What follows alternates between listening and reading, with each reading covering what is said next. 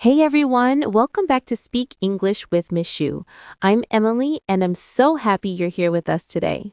And I'm Liam. How's your week been, Emily? Honestly, it's been exciting. I finally spoke up in my English class this week. Normally, I stay quiet, but this time I introduced myself confidently. It felt like a big win. That's awesome, and it fits perfectly with today's topic, how to talk about yourself in English. Exactly. Because let's be honest, talking about yourself sounds simple, but for learners, it's one of the scariest parts of speaking English. True. So in this episode, we're going to show you how to make it easy, natural, and even fun to introduce yourself in English. Stay with us because by the end, you'll feel ready to share your story in English with confidence. So why is talking about yourself such an important skill in English? Think about it. You use it in so many places, introducing yourself in class, meeting new friends, job interviews, even online when you write a profile. Yes, and it's often the first impression people get about you. If you can talk about yourself clearly, people see you as confident and friendly. But here's the problem. Many English learners freeze when someone says, "Tell me about yourself." They don't know where to start. Should they talk about their family, their job, their hobbies? Exactly. I remember when I first learned English, I would just say, "My name is Emily. I am student. I like music." And then silence. I didn't know what else to add. And that's why this episode matters. We'll guide you step by step so you'll know not just what to say, but also how to say it naturally. By the end of today's podcast, you'll have the confidence to introduce yourself in different situations, with friends, at school, or even in professional settings. So grab a notebook if you can, relax, and let's dive into the world of self-introductions in English. Let's be real. Many English learners struggle when someone asks, "Can you tell me about yourself?" Suddenly, their mind goes blank. Yes, they might know words, but in that moment they panic. Their English feels stuck. Some people only manage short, broken sentences like, "My name Emily, I student, I from Bangladesh." And then they feel embarrassed. Exactly. And that embarrassment makes them lose confidence. They think, maybe my English is not good enough. Maybe people will judge me. But the truth is, everyone feels this way at the beginning. It's not about being bad at English. It's about not having a clear structure in your mind. Right. Without structure, you feel lost. With structure, you feel free. And another problem is fear. Fear of grammar mistakes, fear of mispronouncing words, fear of people laughing. Yes, but here's the good news. People don't remember your mistakes. They remember your energy and confidence. So the real problem isn't English itself. It's fear, lack of structure, and not knowing what to say. And that's exactly what we'll fix in today's episode. So, why does talking about yourself feel so difficult? Let's break it down. First, emotionally, many learners feel shy. They don't want to sound silly. They think, what if people laugh? That fear makes their brain freeze. Yes, fear of judgment is powerful. Even native speakers sometimes feel nervous when introducing themselves. Imagine doing it in a second language. It's normal to feel pressure. Second, logically, learners often don't prepare. They think self-introduction should be natural. But in reality, it's a skill. You need practice and structure. Exactly. Without practice, when someone asks you, "Tell me about yourself," your brain searches for words but finds nothing. That's why silence happens. Another cause is translation. Many learners try to think in their own language first, then translate into English. But translation makes it slow and stressful. Yes, and while they're translating, the conversation moves on. That creates frustration. So, to sum up, the causes are emotional fear, lack of structure, and overthinking with translation. And once we understand these causes, we can find real solutions to make self-introduction easy and natural. Okay, let's jump into our first solution. Use a simple structure. Think of it like a roadmap for your self-introduction. Yes, a bit basic structure is name, place, work or study, hobby. 4 easy steps. For example, I can say, "Hi, my name is Emily. I'm from London. I'm a university student, and I love playing guitar in my free time." That's it. Clear and friendly. Exactly. You don't need to say everything about your life. Just give a short picture of who you are. And the magic is you can expand or shorten the structure depending on the situation. Right. If it's casual, you keep it short. If it's a job interview, you expand with more details about your skills and experience. The key is practicing the structure until it feels natural. Once you know the roadmap, you never feel lost. So, solution 1 is learn a clear self-introduction structure and practice it out loud. Yes, practice with a friend, a mirror, or even record yourself. The more you repeat it, the easier it becomes.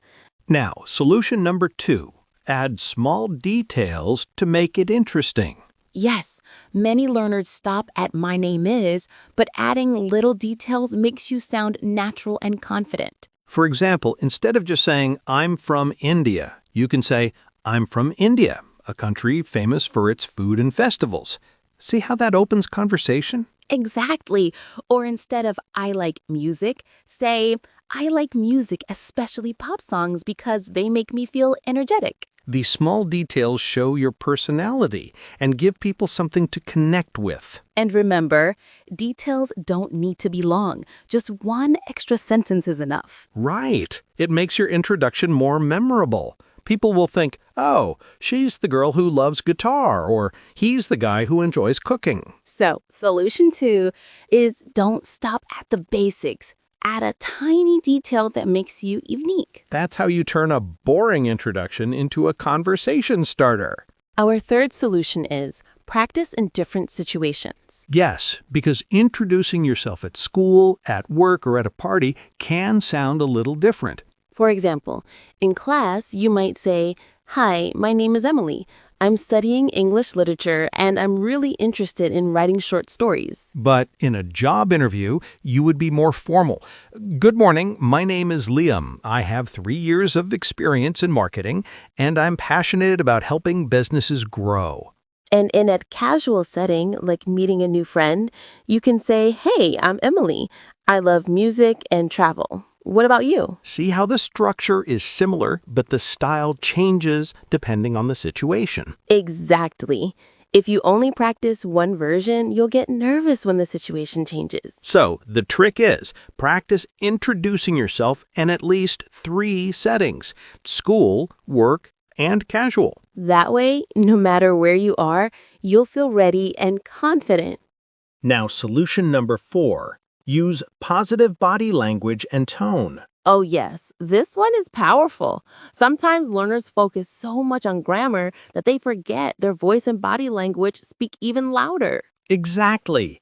Imagine saying, hi, my name is Liam. I'm from Canada. But with your head down, no eye contact, and a flat voice, it doesn't sound confident. But if you smile, look at the person, and say with energy, "Hi, I'm Liam. I'm from Canada, and I love basketball," suddenly it feels friendly and strong. Yes, people don't just listen to your words, they feel your attitude. And here's the good news.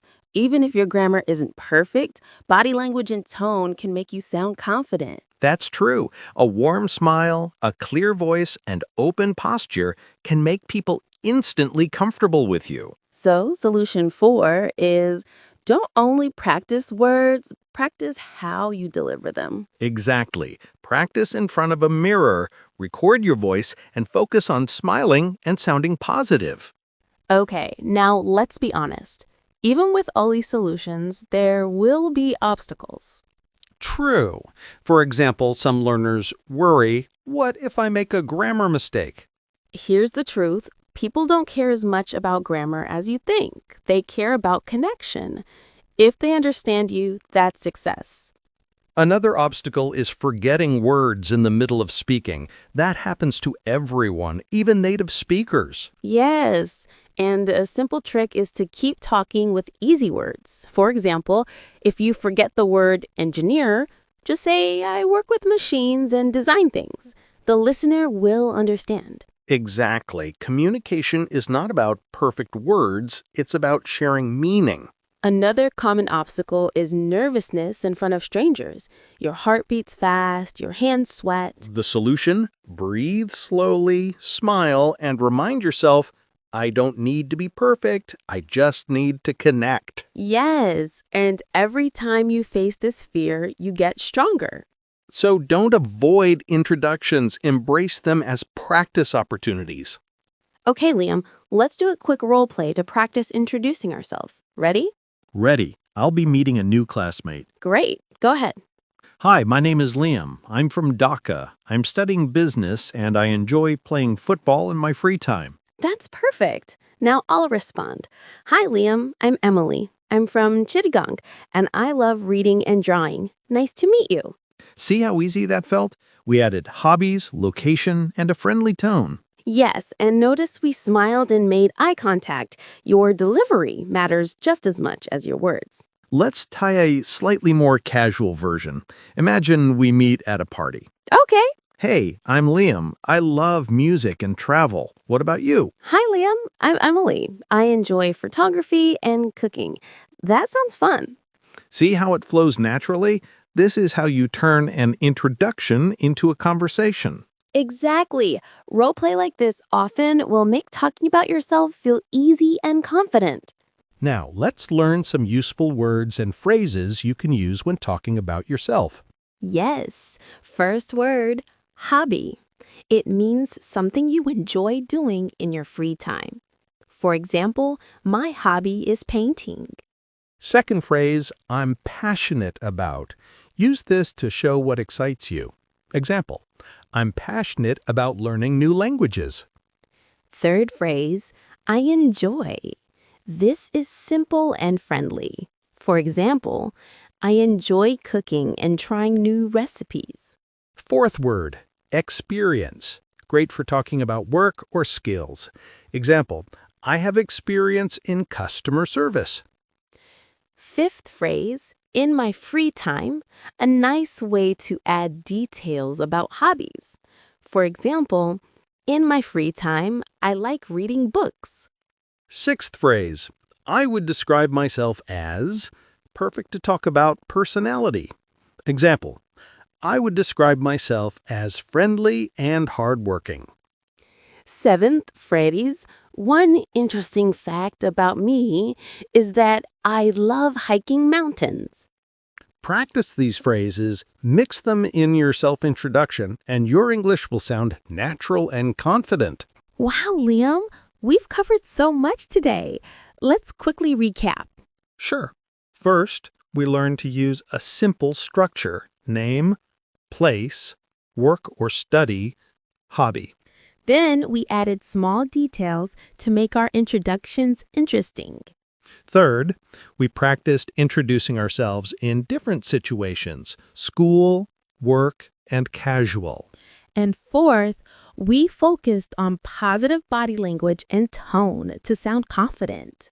We also talked about overcoming obstacles like fear and forgetting words, and practiced role-play dialogues to make it real. Plus, we learned some key phrases like hobby, I enjoy, I'm passionate about, and one interesting fact about me is. So now it's your turn. Take a few minutes today to practice introducing yourself out loud with a smile and energy. Remember, it's not about being perfect. It's about connecting, sharing, and enjoying the process of speaking English. If you enjoyed this episode, don't forget to subscribe, comment, and share with your friends who are learning English too. Keep practicing, stay confident, and we'll see you in the next episode. You've got this. Bye for now. Bye. Keep speaking English.